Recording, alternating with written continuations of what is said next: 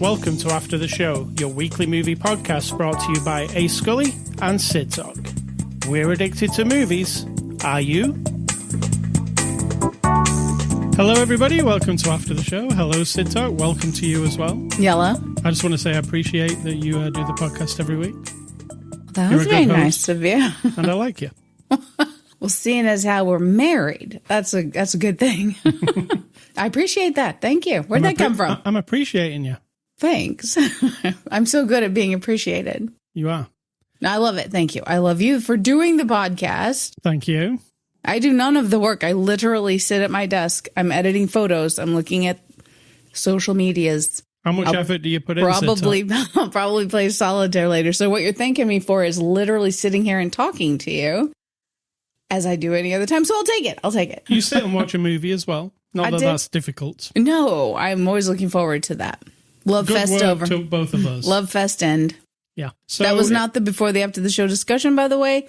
He said nothing about appreciating me at all. I was going on a little rant about competition and some other stuff, mishmash of things with before the after the show, and now we're into the show.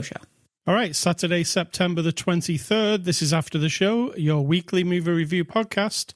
And on episode 805, we're looking at the movie Talk to Me. It's a 2023 release. You can get it on streaming right now, rated R. And it's from our weird and wonderful friends at A24 Studios. Sid Talk, give us the synopsis of the movie Talk to Me. Well, they're not really our friends. Let's not overestimate how much they don't know that we exist. Well, I think they actually do, because they do send us some movies. They do. I don't think it's the people who make the movies, but still, that's fine. If you want to live in that world, that's cool. The synopsis is a spooky thing that you do with a spooky object, and it's deadly. All right, I'll give you the one off the cover. When a group of friends discover how to conjure spirits using an embalmed hand, they become hooked on the new thrill until one of them goes too far and unleashes terrifying supernatural forces. That's exactly what I said. It is. Well, it is, but you said it with less words. They use a thing, and bad things happen. So Talk to Me. It's the latest horror movie from A24. Sid Talk, what did you think? I liked it. The end. The end. I enjoyed it. You know that I enjoy weird shit. I mean, that's just... If you'd thrown some zombies in there, which kind of there was, so we're going to go with that. Definitely some dead reanimations? Well, or was it in the imagination, or what? On a different plane of existence, we'll say. So here's the story. Some jerky kids have this plaster hand. They light a candle. Whoever touches the hand and says, "Talk to me," thus the title of the movie. And then they see that whilst they're holding their hand, they're like holding the hand of like the spirit of a dead person who all of them were disgusting and gross. And they seem very bitter and angry. Random as well. And as soon as they say, "I let you in," then the spirit thing goes in them and their eyes get all weird. And then they say crazy shit. And they have turned it into like a drug. Yes. So they go to these parties, they strap the person to the chair, they do it, but they've learned somehow, this should be part of the origin story, that you if you don't get the spirit out of you in 90 seconds, then you're dead. So it's like they get a rush from it. And now this one young woman does it, and she is brokenhearted because her mother died. That's intermingled, the idea that her mother is somewhere in the spirit world, and that's it. So it's an Australian movie. There was one bad thing that you said before, that you didn't like the sound mix. Yeah, it was really bad. Yeah, I agree. Some of the dialogue was mumbly. I thought it was worse near the beginning of the film than it was at the end, which is weird. I thought about that, but I think we just got used to it. Is that it? Yeah. So we tuned our ears to listen harder. Yeah, I really think so, because I was like, what the... I mean, I understand that you want to mix for some level of reality, right? So if someone's clear across the room and their voice is going to be quiet, my favorite scene almost for sound, if anyone identifies with that, is where she's facing us and she's got the water running in the kitchen. Her dad comes in a couple yards behind her, talks to her, and she rolls her eyes like, I can't hear you with the water running. So she turns the water off. He says it again. She responds. She waits a second. She turns the water back on. He talks again. And she's like, oh, she rolls her eyes and turns the water off. And she's like, what? That was a good use of sound. And then the rest of the time it was like There was there was a bit of a subtext in the movie about people not listening to each other and just using the phones and kind of blanking each other out, even though they're right together. Was there? Yeah, I kept seeing it at the beginning of the movie, but then I thought that was going to come to something, but it didn't actually. Maybe it was just me. Yeah, I don't think that was. There's people at the beginning, because it was called Talk to Me, I was thinking they were going for the idea of, it didn't come off, but I was thinking they were going for the idea of, we don't really talk to each other, we're just kind of busy doing our own shit. Oh, I didn't feel that at all. Like zero. Right. So I don't know. That's where I thought it was going for a while, and then it didn't go anywhere near that. So it goes into a horrific... It reminded me a lot of another A24 movie called Hereditary. Mm-hmm. It had that kind of vibe to it, where you're not quite sure, once you get introduced to the rules of the game, you're not quite sure how far it's going to go, what is going to happen. Yeah, and you're right, they are using it like a drug. I feel like Hereditary, though, was just much more, like, creepy. Creepy as F. But it had that kind of vibe, the semi-realism, but then this weird thing going on. You're not sure if when she's seeing a dead person, like afterwards, part of the game or part of the rules of this thing, if you don't let them out of you or blow out because you have to light the candle to let them in. There's a lot of rules. Yeah, you blow out the candle to close the door, and somehow some of them attach to you. See, it's kind of random. Then we see her looking at them, and then it's her. And now you're right. You wonder if it's all in her imagination. But then people around her are reacting to it. But then you're like, oh. And they all experience it. So it isn't just her. So I think that I'm convinced what she's seeing and what we're experiencing is this other plane of existence. And the one scene where, so her half brother is like a kid and he does it, and then he gets completely fully possessed, and then the evil spirits or whatever are trying to like kill him all the time. And at one point she goes into their plane of existence, and it's just this raucous, chaotic, anarchistic, disgusting, bloody pain.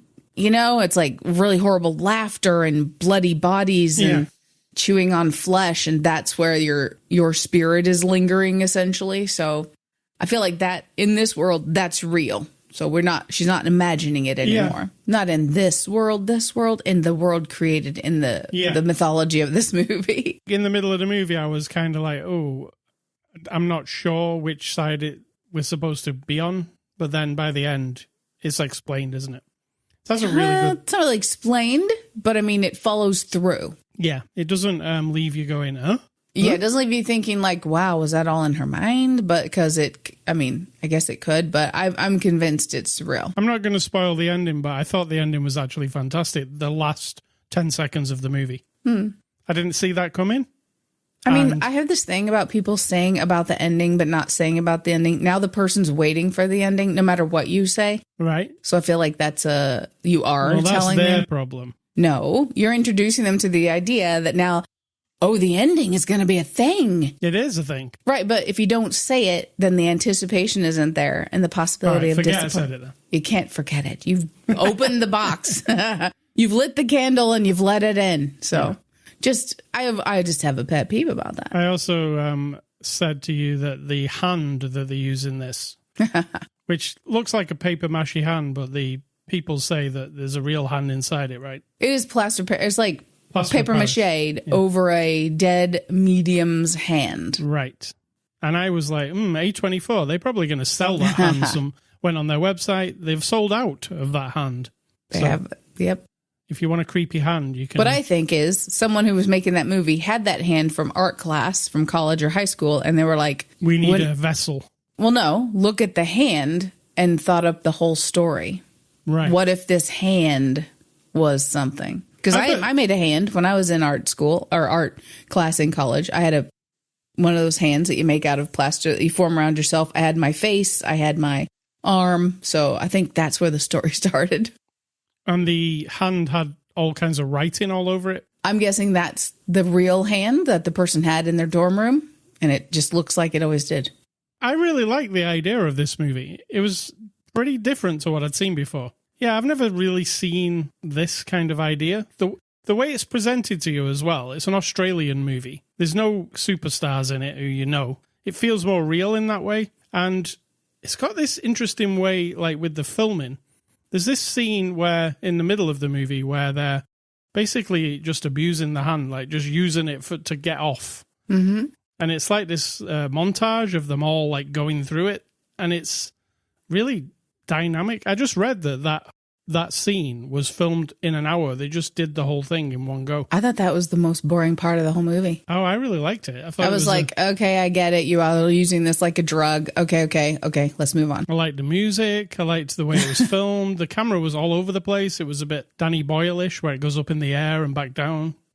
So it did have a style to it, this movie. The kids, I couldn't figure out their ages, because when they're at school, they seem young, and then when they're out and about, they never seem young. They seem like they're all about 22 years old. But what age were they supposed to be? Because they were in high school uniforms. Well, I don't know what Australia, how old you are when you finish. It's the same as Britain, you leave at 16.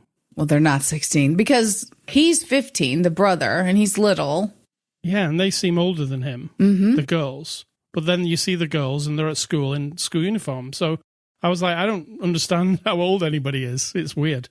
Because the girls do seem 25 sometimes. Yeah. Right?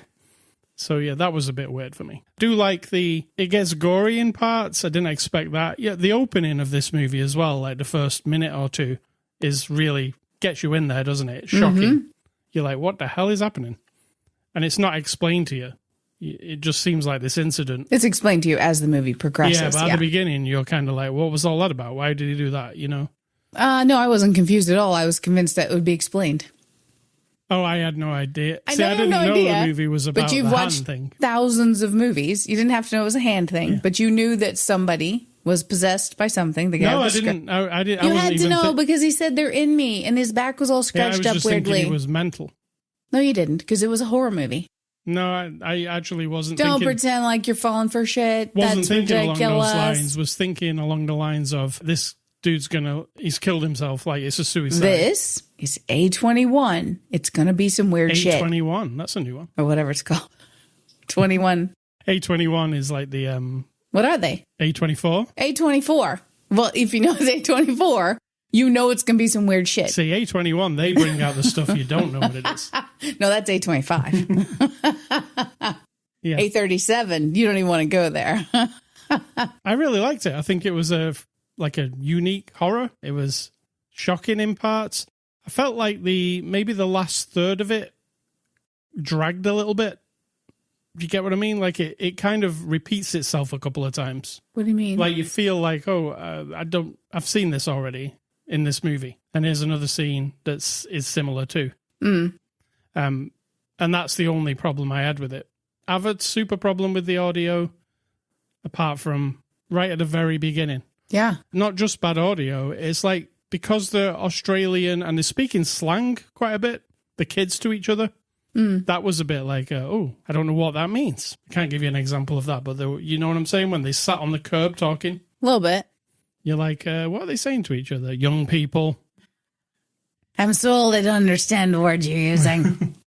All right, so let's get on to the cast here. Sophie Wilde plays Mia. She's like the main part of the movie, really. What do you think of her? She was really good.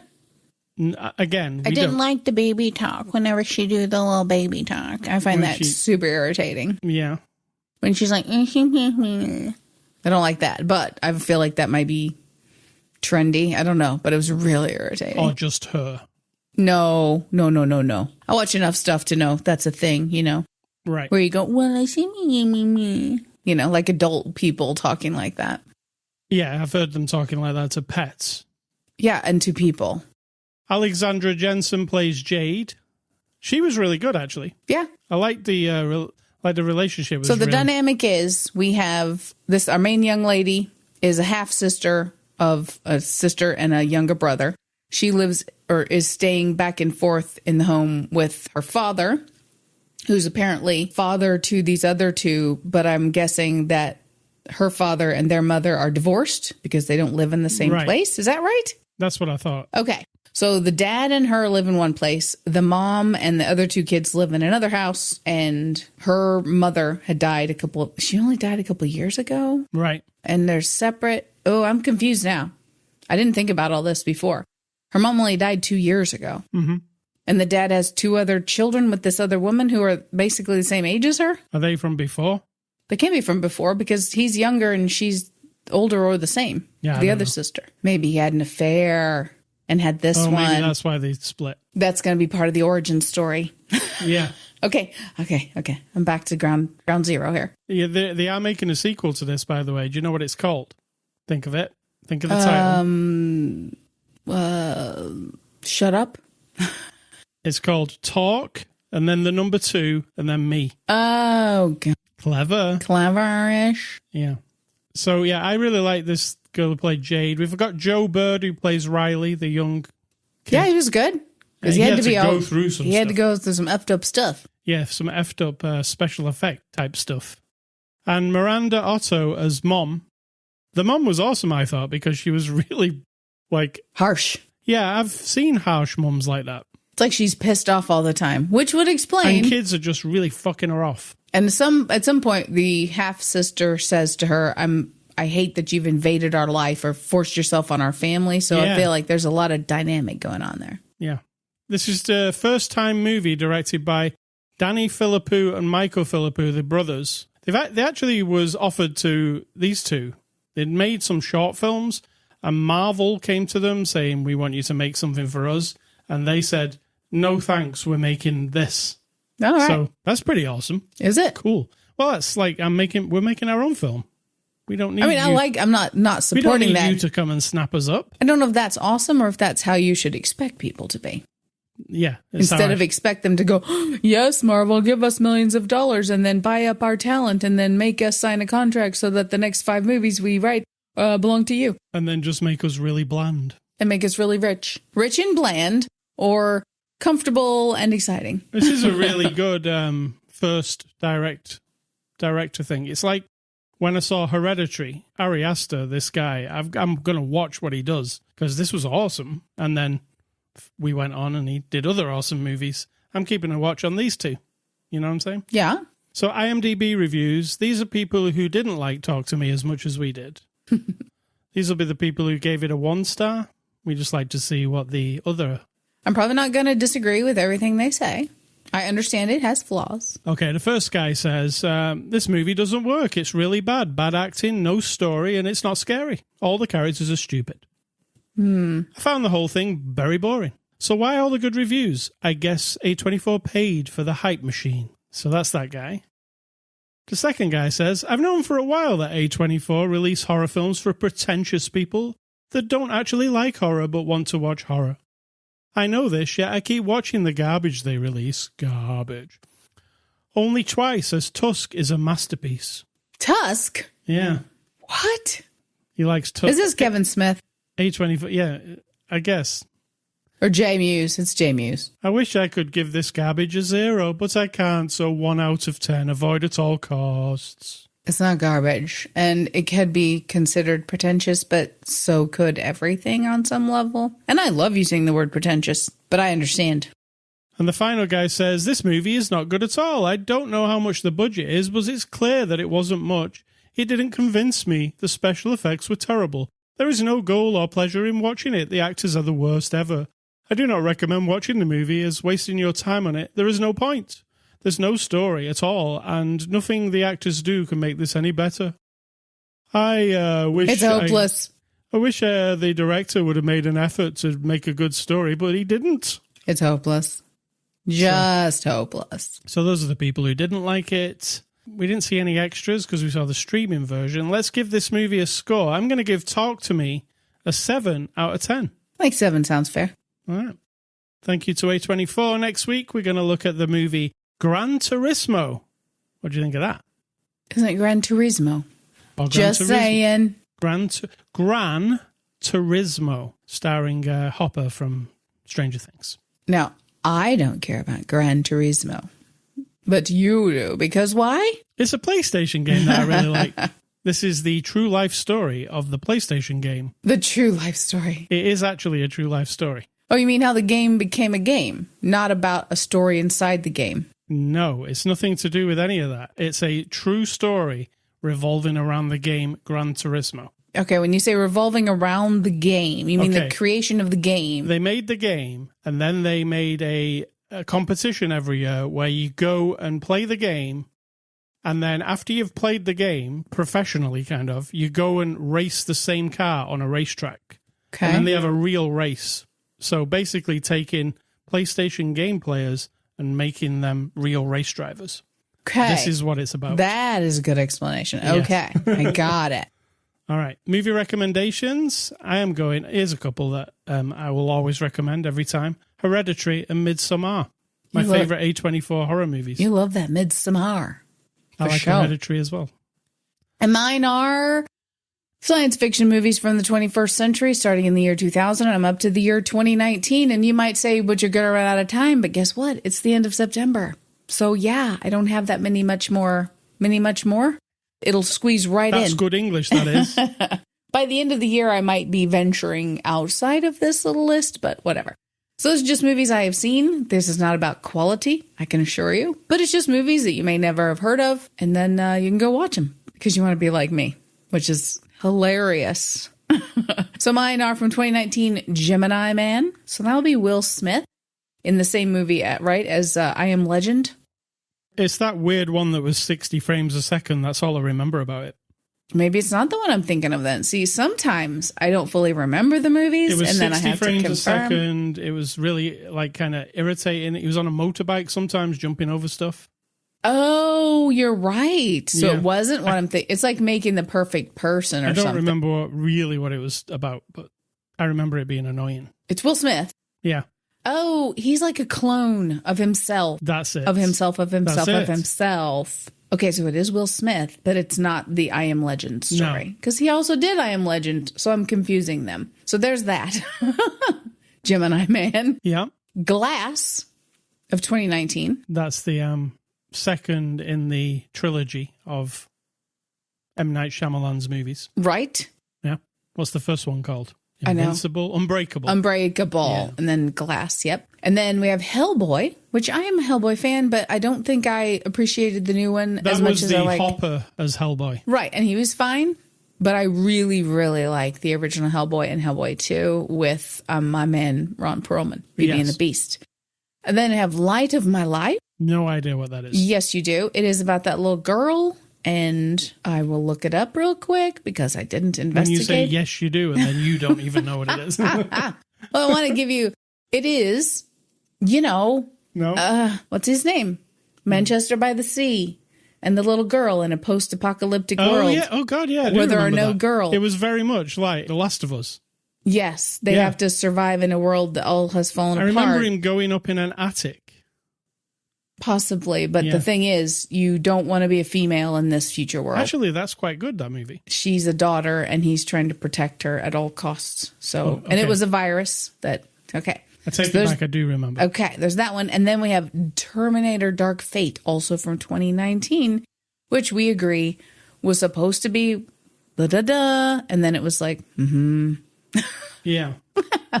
It was, But you know what? If you're a Terminator fan, you got to watch it all. Just like me with zombies. I like zombies. I'll watch it all.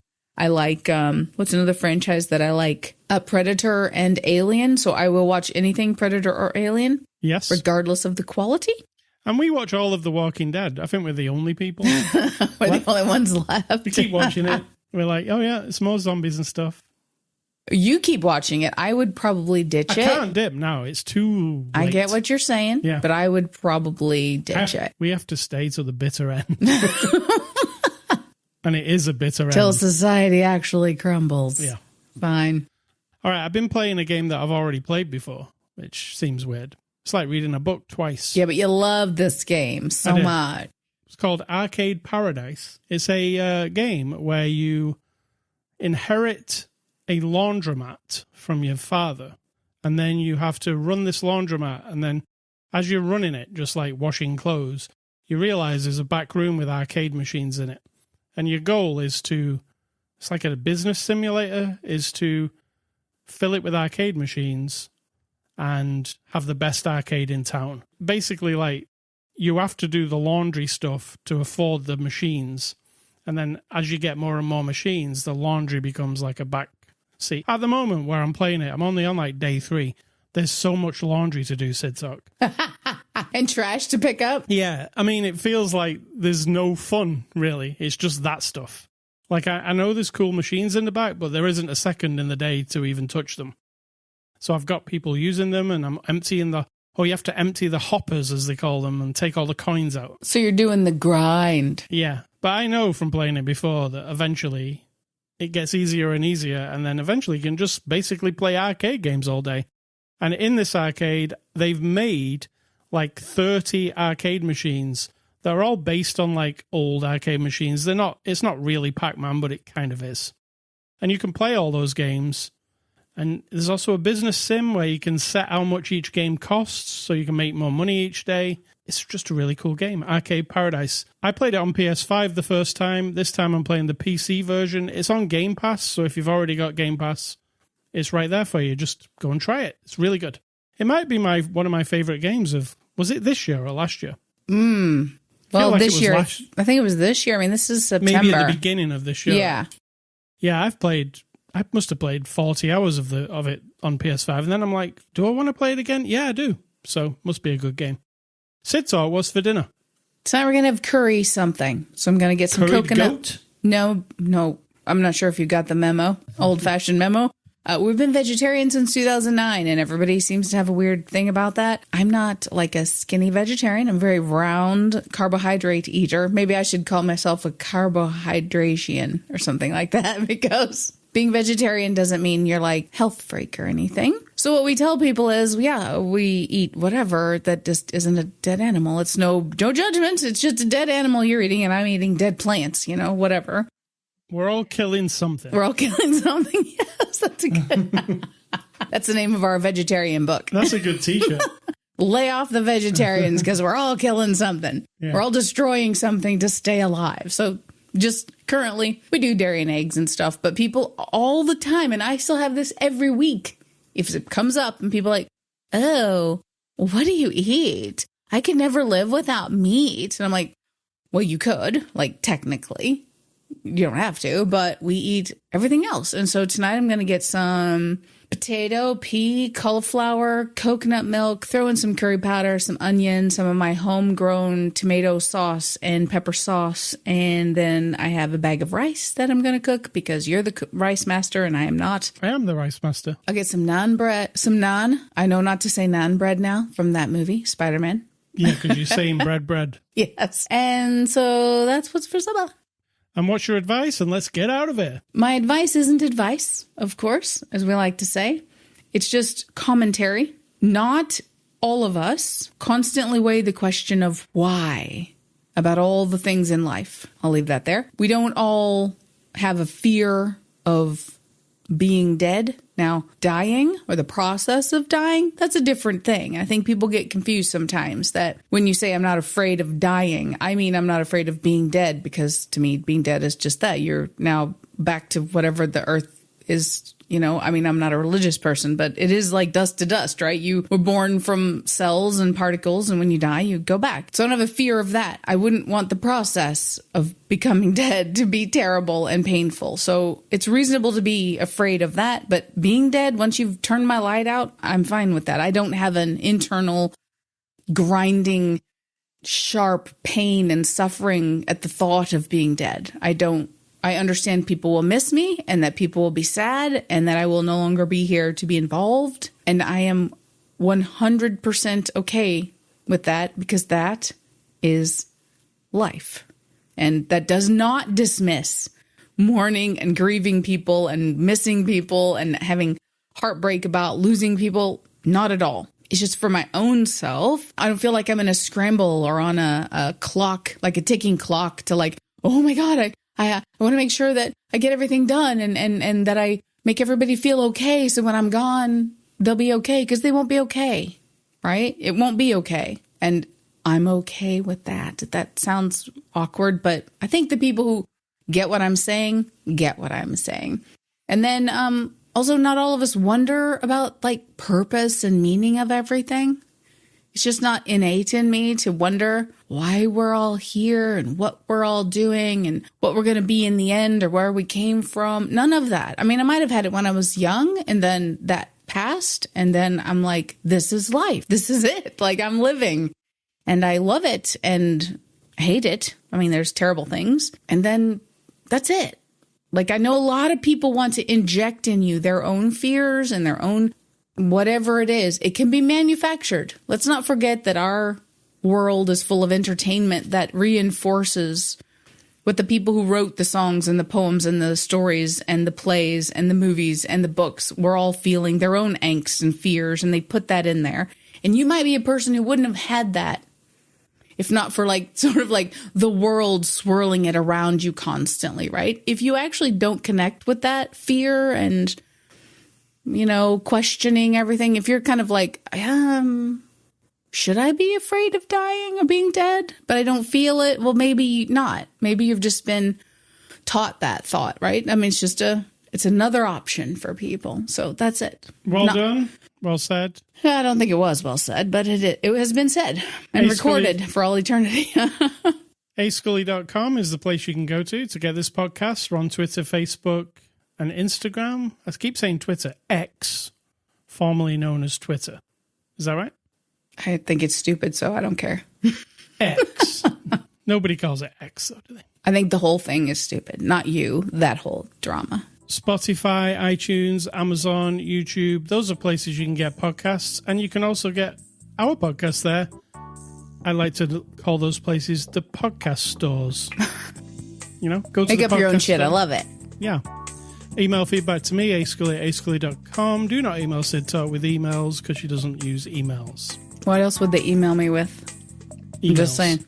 You know, photographs. You said don't email me with emails. Correct. I got it. And stay classy, A24. Keep bringing us cool horror and other things because not everything's horror from them. Thank you. And I'm going to say think for yourselves because if you don't do it, someone will do it for you.